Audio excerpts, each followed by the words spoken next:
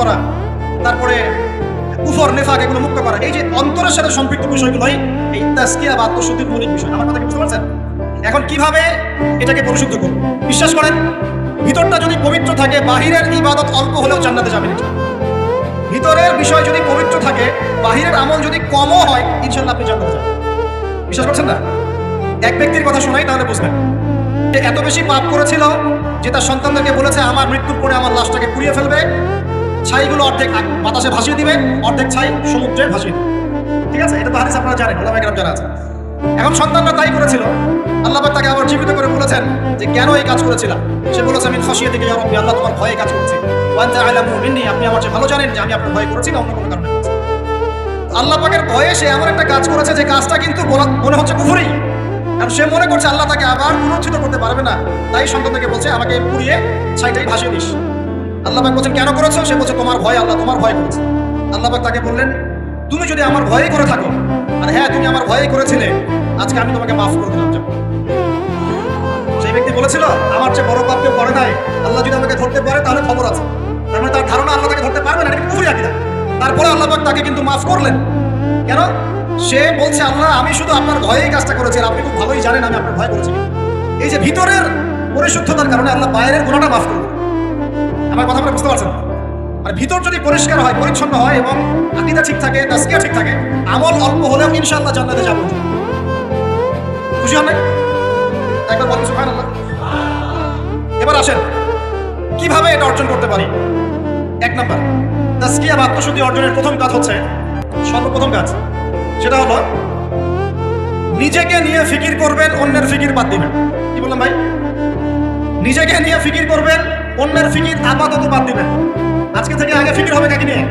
নিজেকে নিয়ে। আমি দলিল দিচ্ছি, এমনি কথা বলছি। আল্লাহ পাক বলছে সূরা মাইদা আয়াত নাম্বার 105, সূরা মাইদা আয়াত নাম্বার 105, আল্লাহ পাক বলেন ইয়া আইয়ুহাল্লাযীনা আমানু, হে মুমিনগণ, আলাইকুম আনফুসাকুম লা ইয়াদুররু মান দাল্লা ইন ইহতাদাইতুম ইলাল্লাহি মারজিউকুম জামিআন ফায়ুনাব্বিউকুম বিমা কুনতুম তা'মালুন। আল্লাহ পাক বলেন হে মুমিনগণ, হে তোমরা যারা ঈমান এনেছো, আলাইকুম আনফুসাকুম, আগে তোমরা নিজেরা নিজেদের নফসের খবর নাও। কি বলেন আল্লাহ পাক? নিজেরা নিজেদের নফসের খবর নাও। লা ইয়াদুররু মান দাল্লা ইন ইহতাদাইতুম, কেউ যদি পথভ্রষ্ট হয়ে যায় এতে তোমার কোনো ক্ষতি নাই, আগে নিজের খবর নাও, নিজের নফসের। তাহলে প্রথম কাজ কি ভাই?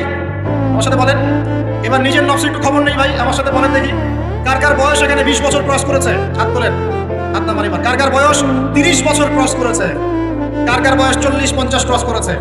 আচ্ছা এবার হাত নামান। এবার আজকে বাসায় গিয়ে ঠান্ডা মাথায় আমার এই কথাটা শুনুন।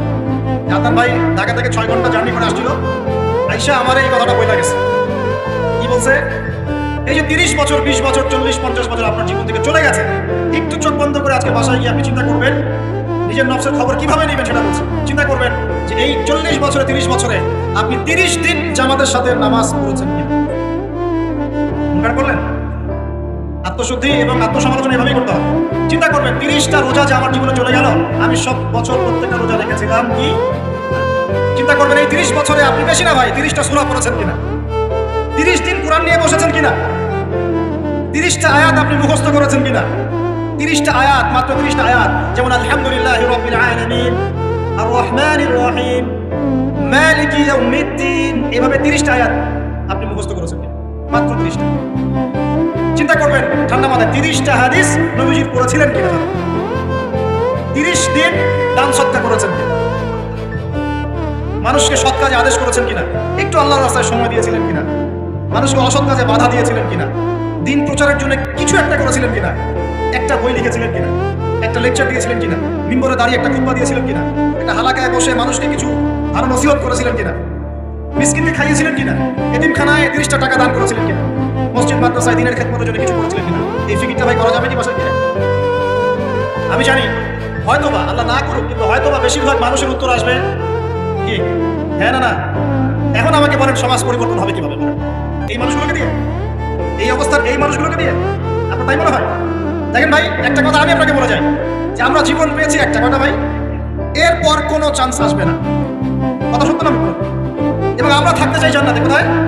আমরা কোথায় যেতে চাই ভাই? এবার একটু আমার সাথে বলেন দেখি, সত্যি কি আপনার মনে হয়, সত্যি কি আপনার মনে হয় যেভাবে জীবন যাপন করছি আমরা, এতে আমরা জান্নাতে যাব? অনেস্টলি কি আপনি বুকে হাত দিয়ে বলেন তো, আপনার কি সত্যি মনে হয় এই জীবন যাপনের মধ্য দিয়ে আমরা সত্যি জান্নাতে যেতে পারবো? ছেলেপেলে কিশোর গ্যাংয়ে যোগ দিচ্ছে, ছেলেপেলে টিকটক প্রজন্ম হয়ে গেছে, ছেলেপেলে মেয়েদের পিছনে আড্ডাবাজি করে টাঙ্কি মেরে বেড়ায়, ছেলেপেলে মেয়েদের সাথে ওপেন জেনা করছে, মেয়েরাও জেনা করছে।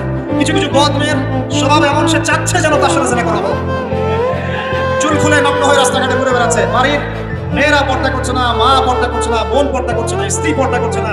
দিব্যি বাসায় সুদের টাকা ঢুকছে, হারামের টাকা ঢুকছে, দুর্নীতির টাকা ঢুকছে, ঘুষের টাকা ঢুকছে। সত্যি মনে হয় যে এইভাবে আমল করে আমরা জান্নাতে যেতে পারবো? অথচ আল্লাহ সৃষ্টি করেছেন আমাদেরকে তার ইবাদত করার জন্য। এই দুনিয়ার জীবনে সংক্ষিপ্ত হায়াত দিয়েছেন, মৌতের পর হয় জান্নাত না জান্নাত, আর কোনো বিকল্প অপশন। তাহলে ভাই আত্মশুদ্ধি দরকার নাই? তাহলে আজকে বাসায় গিয়ে এই ফিকিরটা করা যাবে। আমিও করবো ইনশাল্লাহ, আপনিও করেন, আমি নিজেও করবো ইনশাল্লাহ, আপনিও করবেন যে এই 30-40 বছর আমরা করলামটা কি পারা যাবে ইনশাল্লাহ ভাই। এই চিন্তা যদি আপনার রাতের ঘুমটা আজকে হারাম করে ফেলায়, কালকে থেকে ইনশাল্লাহ এই ছেলেগুলোকে দিয়ে সমাজ সংস্কার হবে, ইসলাম প্রতিষ্ঠা হবে ইনশাল্লাহ। কি যুবক ভাই, হবে না ইনশাল্লাহ? আল্লাহ বা কবুল করুন, বলি আমিন।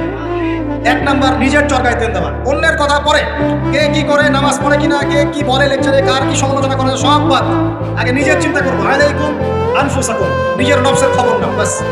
এখন দেখলাম নিজের নফসের খবর ভালো না, তাহলে কি করণীয়? করণীয় হচ্ছে এই ফজরের ওয়াক্ত থেকে শুরু হবে। কালকের অপেক্ষা করবো না, ফজরের ওয়াক্ত থেকে শুরু হবে। আমরা উঠবো তাহাজ্জুদে।